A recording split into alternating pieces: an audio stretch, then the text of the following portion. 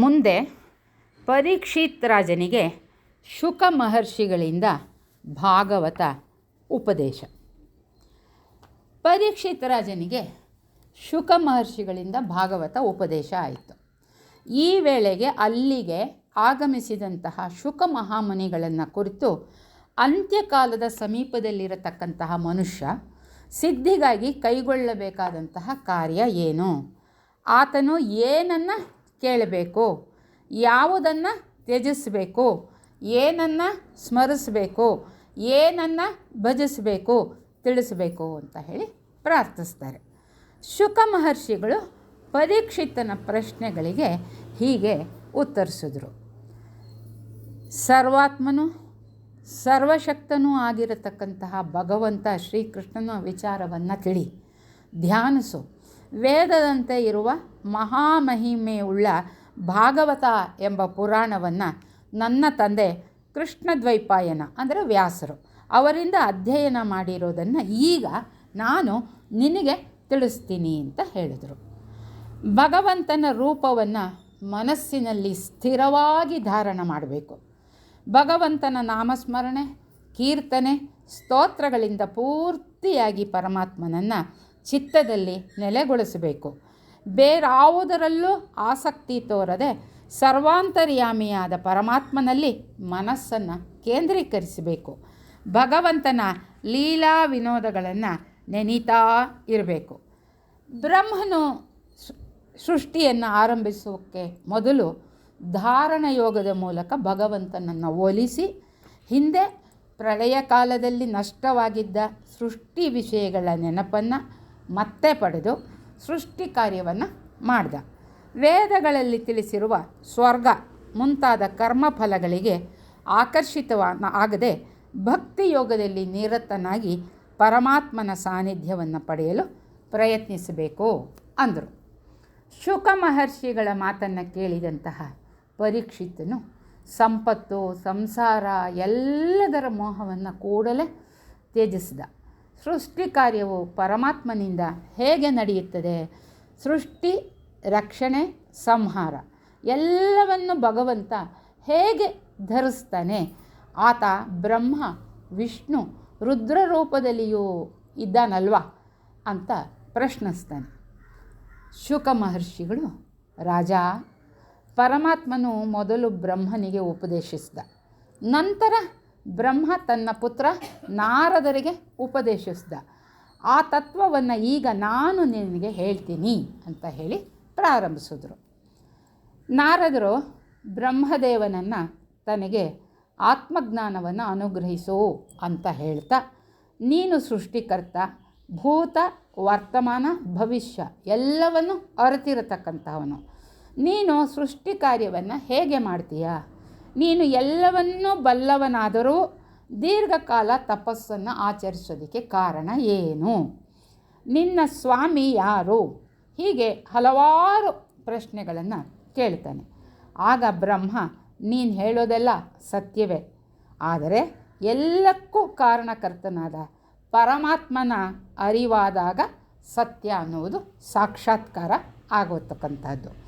ಸ್ವಯಂ ಪ್ರಕಾಶನಾದ ಭಗವಂತನಿಂದ ಪ್ರಕಾಶವನ್ನು ಪಡೆದು ಜಗತ್ತನ್ನು ಪ್ರಕಾಶಪಡಿಸ್ತಾ ಇದ್ದೇನೆ. ನಿನಗೆ ಪರಮಾತ್ಮನ ವಿಚಾರವನ್ನು ತಿಳಿಸುವ ಮೂಲಕ ಭಗವಂತನ ಗುಣಗಾನ ಮಾಡಿ ಆನಂದಿಸ್ತೀನಿ ಅಂತ ಹೇಳಿದರು. ಎಲ್ಲ ವೇದಗಳು, ದೇವತೆಗಳು, ಲೋಕಗಳು, ಯಜ್ಞಗಳಲ್ಲಿ ಆರಾಧಿಸಲ್ಪಡುವವನು ನಾರಾಯಣನೇ. ಸರ್ವದೇವ ನಮಸ್ಕಾರಂ ಕೇಶವಂ ಪ್ರತಿಗಚ್ಚತಿ ಅನ್ನೋದನ್ನು ನಾವು ಕೇಳಿದ್ದೀವಿ. ಸರ್ವಾತ್ಮನಾದ ಜ್ಞಾನದ ಮೂಲವಾದವನು ಪರಮಗತಿಯೂ ಪರಮಾತ್ಮನೇ. ನನ್ನನ್ನು ಸೃಷ್ಟಿಸಿದವನು ಅವನೇ. ಅವನ ಇಚ್ಛೆಯಂತೆ ನಾನು ಸೃಷ್ಟಿ ಕಾರ್ಯವನ್ನು ಮಾಡ್ತಾ ಇದ್ದೀನಿ. ಸೃಷ್ಟಿ ಕಾಲದಲ್ಲಿ ತ್ರಿಗುಣಗಳಾದಂತಹ ಸತ್ವ, ರಜಸ್ಸು, ತಮೋ ಗುಣಗಳನ್ನು ಧರಿಸ್ತಕ್ಕಂಥವನು. ಆದರೆ ಆತ ಗುಣಾತೀತನಾಗಿ ಇರ್ತಾನೆ. ಧರಿಸಿದರೂ ಕೂಡ ಯಾವುದಕ್ಕೂ ಅಂಟ್ಕೊಳ್ಳಲ್ಲ ಅನ್ನೋದು. ಇಡೀ ಜಗತ್ತಿಗೆ ಸ್ವಾಮಿ, ನನಗೂ ಅವನೇ ಸ್ವಾಮಿಯಾಗಿರತಕ್ಕಂಥವನು. ಪ್ರಪಂಚದ ಸೃಷ್ಟಿ, ಸ್ಥಿತಿ, ಲಯಕರ್ತ ಅವನು. ಪಂಚಮಹಾಭೂತಗಳು, ಇಂದ್ರಿಯಗಳು, ಮನಸ್ಸು, ತ್ರಿಗುಣಗಳ ಸೇರುವಿಕೆಗಾಗಿ ವಾಸಕ್ಕಾಗಿ ಶರೀರ ಎಂಬ ಸಾಧನವನ್ನು ಸೃಷ್ಟಿಸಿದ. ವಾಣಿಗೂ ಅಗ್ನಿಗೂ ಈ ವಿರಾಟ್ ಪುರುಷನ ಮುಖವೇ ಉತ್ಪತ್ತಿ ಸ್ಥಾನ. ಎಲ್ಲ ದೇವತೆಗಳು, ಪ್ರಜಾಪತಿಗಳು, ರಸಗಳು, ಎಲ್ಲ ಚರಾಚರ ವಸ್ತುಗಳು, ಗ್ರಹ, ನಕ್ಷತ್ರ, ತ್ರಿಕಾಲ, ಬ್ರಹ್ಮಚರ್ಯ, ಗೃಹಸ್ಥ, ಸನ್ಯಾಸ ಎಲ್ಲವೂ ಅವನೇ ಆಗಿರತಕ್ಕಂಥವನು ಒಂದು ಬ್ರಹ್ಮನು ನಾರದರಿಗೆ ಪರಮಾತ್ಮನ ಲೀಲೆಗಳನ್ನು ವರ್ಣಿಸುವುದರ ಮೂಲಕ ಉಪದೇಶಿಸಿದರು. ಪರಮಾತ್ಮನ ಅವತಾರಗಳು, ಅವುಗಳಲ್ಲಿ ಆತನು ಮಾಡಿದ ಕಾರ್ಯಗಳೆಲ್ಲವನ್ನು ಕೂಡ ವಿವರವಾಗಿ ತಿಳಿಸಿದರು. ನಾರದ, ಪರಮಾತ್ಮನ ಯೋಗ ಮಾಯೆಯನ್ನು ನಾನು ತಿಳಿದಿರುವೆ. ಭಗವಂತ ಶಂಕರ, ಪ್ರಹ್ಲಾದ, ಸನಕಾದಿಗಳು, ಭೀಷ್ಮ, ಉದ್ಧವ, ವಿದುರ, ವಿಭೀಷಣ, ಅರ್ಜುನ, ಶುಕ ಮಹರ್ಷಿ, ಪುರೂರವ, ಶಿಬಿ ಮಹರ್ಷಿಗಳು, ಮನುಗಳು ಮುಂತಾದ ಮಹಾತ್ಮರು ಅರಿತಿದ್ದಾರೆ. ಭಗವಂತನಲ್ಲಿ ಅನನ್ಯ ಭಕ್ತಿಯಿಂದ ಶರಣಾಗತರಾಗುವ ಭಕ್ತರು ಯಾವುದೇ ವರ್ಣ, ಜಾತಿ, ಲಿಂಗ, ಜನಾಂಗ, ಪಾಮರರು, ಪಾಪ ಮಾಡಿರತಕ್ಕಂಥವರು, ಪಶು ಪಕ್ಷಿ ಯಾರೇ ಆದರೂ ಆತನ ರಹಸ್ಯವನ್ನು ಅರಿತು ಈ ಭವಸಾಗರವನ್ನು ದಾಟ್ತಾರೆ. ಭಗವಂತನ ಪರಮ ಪದವನ್ನು ಶೋಕರಹಿತವೂ ಆನಂದ ಸ್ವರೂಪವೂ ಆದ ಪರಬ್ರಹ್ಮ ಅಂತ ಹೇಳಿ ಮಹಾತ್ಮರು ತಿಳಿಸಿದ್ದಾರೆ. ಪರಮಾತ್ಮ ತತ್ವವು ಶಾಶ್ವತವೂ ಪ್ರಶಾಂತವೂ ಅಭಯವೂ ಜ್ಞಾನೈಕ್ಯ ರೂಪವೂ ಆಗಿರತಕ್ಕಂಥದ್ದು. ಸತ್ ಅಸತ್, ವ್ಯಕ್ತ ಅವ್ಯಕ್ತ ಯಾವುದೂ ಬೇರೆ ಇಲ್ಲ, ಎಲ್ಲವೂ ಅವನೊಳಗೆ ಇದೆ. ಆದರೆ ಆತನು ಯಾವುದಕ್ಕೂ ಅಂಟದೆ ಪ್ರತ್ಯೇಕವಾಗಿ ಇರತಕ್ಕಂಥವನು. ಸಾಕ್ಷಾತ್ ಭಗವಂತನು ನನಗೆ ಉಪದೇಶಿಸಿದ್ದು ಇದೇ ಅಂತ ಹೇಳಿ ಬ್ರಹ್ಮ ಹೇಳ್ತಾನೆ. ಶುಕ ಮಹರ್ಷಿಗಳು ತನ್ನ ತಂದೆಯಿಂದ ತಿಳಿದ ಭಾಗವತವನ್ನು ಮತ್ತಷ್ಟು ವಿಸ್ತಾರವಾಗಿ ಪರೀಕ್ಷಿತನಿಗೆ ಉಪದೇಶಿಸಿದರು. ಕನಸು ಕಾಣುತ್ತಿರುವ ಮನುಷ್ಯನಿಗೆ ಆ ಕನಸಿನಲ್ಲಿ ಕಂಡ ವಸ್ತು ದೃಶ್ಯಗಳಿಗೆ ಹೇಗೆ ಸಂಬಂಧ ಇರೋದಿಲ್ವೋ ಹಾಗೆಯೇ ಆತ್ಮಕ್ಕೆ ಯಾವುದೇ ಸಂಬಂಧ ಅನ್ನತಕ್ಕಂಥದ್ದು ಇರೋದಿಲ್ಲ ಅಂತ ಅಂದರು. ಬ್ರಹ್ಮನು ತನ್ನ ಜನ್ಮಸ್ಥಾನ ಭಗವಂತನ ನಾಭಿ ಕಮಲದಲ್ಲಿ ಕುಳಿತು ಸೃಷ್ಟಿಯನ್ನು ಮಾಡಬೇಕು ಅಂತ ಹೇಳಿ ಚಿಂತಿಸಿದ. ಆಗ ಅವನಿಗೆ ತಪ ಅನ್ನತಕ್ಕಂತಹ 2 ಅಕ್ಷರ 2 ಸಲ ಕೇಳಿಸ್ತು. ಬ್ರಹ್ಮ ಈ ಸೂಚನೆ ಎಲ್ಲಿಂದ ಬಂತು ಅಂತ ಯೋಚನೆ ಮಾಡಿದ. ಆದರೆ ಯಾರಿಂದ ಬಂತು ಅಂತ ತಿಳಿಲಿಲ್ಲ. ಆದರೆ ತಪ ಎಂಬ ಪದವು ಸ್ಪಷ್ಟವಾಗಿ ಆದೇಶಿಸ್ತು. ನನಗೆ ತಪಸ್ಸು ಮಾಡಲು ಸೂಚಿಸಿದೆ ಅಂತ ನಿರ್ಧರಿಸ್ಕೊಂಡು ತನ್ನ ಮನಸ್ಸು, ಇಂದ್ರಿಯ ಹೀಗೆ ಎಲ್ಲವನ್ನು ದೃಢಚಿತ್ತದಿಂದ ಭಗವಂತನಲ್ಲಿ ನೆಲೆಸಿ ಕಠಿಣವಾದ ತಪಸ್ಸನ್ನು ಅಷ್ಟಿಷ್ಟಲ್ಲ 1000 ವರ್ಷ ಕಾಲ ಬ್ರಹ್ಮ ಮಾಡಿತು ಭಗವಂತನನ್ನು ಪಡೆಯೋದಕ್ಕೆ. ಭಗವಂತನು ಪ್ರಸನ್ನನಾಗಿ ಯಾರೂ ನೋಡಿರದ ಶ್ರೇಷ್ಠವಾದ ತನ್ನ ಲೋಕವನ್ನು ಬ್ರಹ್ಮನಿಗೆ ತೋರಿಸಿದ. ಯಾವ ಲೋಕದಲ್ಲಿ ಕ್ಲೇಶ, ಮೋಹ, ಭಯ ಯಾವುದೂ ಇಲ್ಲವೋ, ತ್ರಿಗುಣಗಳು ಇಲ್ಲವೋ, ಕಾಲ ನಿರ್ಣಯವೂ ಇಲ್ಲವೋ, ಮಾಯೆಯ ಪ್ರಭಾವವೂ ಇಲ್ಲವೋ ಅಂತಹ ಲೋಕದಲ್ಲಿ ಭಗವಂತನ ಭಕ್ತರು ಉಜ್ವಲ ಕಾಂತಿಯಿಂದ ಕಂಗೊಳಿಸ್ತಾ ಇದ್ದಾರೆ. ಎಲ್ಲರೂ ಭಗವಂತನಂತೆ ತೇಜಸ್ವಿಗಳು, 4 ಭುಜಗಳನ್ನು ಹೊಂದಿದ್ದು ಶ್ರೇಷ್ಠ ವೇಷಭೂಷಣಗಳಿಂದ ಶೋಭಿಸ್ತಾ ಇದ್ದರಂತೆ. ಇಂತಹ ಸುಂದರ ಲೋಕದಲ್ಲಿ ಭಗವಂತನು ಲಕ್ಷ್ಮಿಯೊಡನೆ ವಿರಾಜಮಾನನಾಗಿರೋದನ್ನು ನೋಡ್ತಾನೆ. ಪುರುಷ, ಪ್ರಕೃತಿ, ಮಹತ್ತತ್ವ, ಅಹಂಕಾರ, ಮನಸ್ಸು, 10 ಇಂದ್ರಿಯಗಳು, ಪಂಚನ್ಮಾತ್ರೆ, ಪಂಚಭೂತಗಳು ಎಲ್ಲವೂ ಆಕಾರ ಪಡೆದು ಸ್ವಾಮಿಯ 4 ಕಡೆ ನಿಂತಿದ್ವಂತೆ. ಇಂತಹ ಸುಂದರ ಲೋಕದಲ್ಲಿ ಪರಮಾತ್ಮನನ್ನು ಕಂಡು ಬ್ರಹ್ಮನು ಆನಂದವನ್ನು ಹೊಂದಿದ.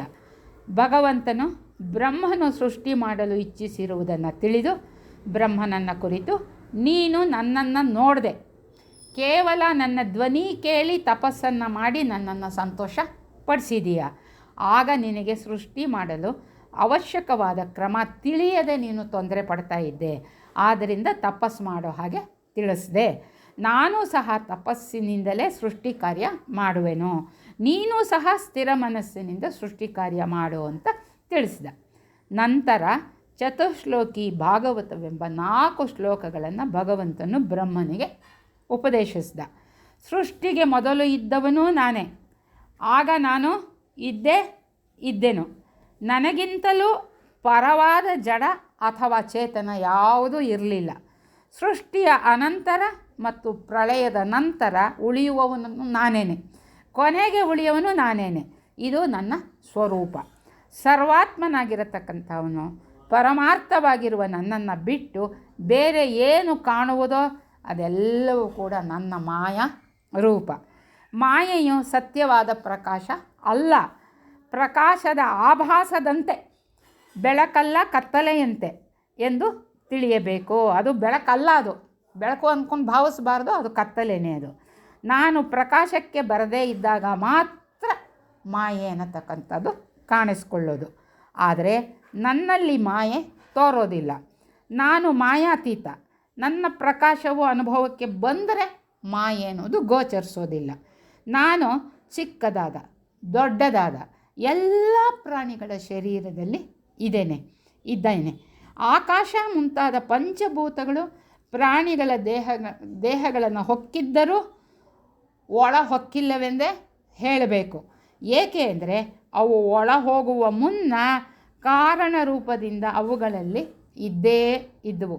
ದೇಹವನ್ನು ಸುಟ್ಟರೆ, ಕತ್ತರಿಸಿದರೆ, ಏನೇ ಮಾಡಿದ್ರೂ ಕೂಡ ಪಂಚಭೂತಗಳಲ್ಲಿ ಯಾವ ವಿಕಾರವೂ ಉಂಟಾಗೋದಿಲ್ಲ.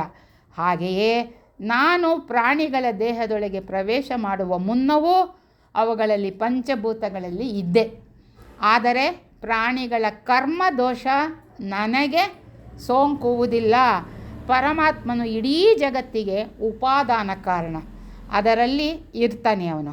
ಹೀಗೆ ಸರ್ವತ್ರ ಎಲ್ಲೆಡೆಯೂ ಇದ್ದರೂ ಕೂಡ ಯಾವುದರಲ್ಲೂ ಇಲ್ಲದಂತೆ ನಾನು ಇರ್ತೇನೆ.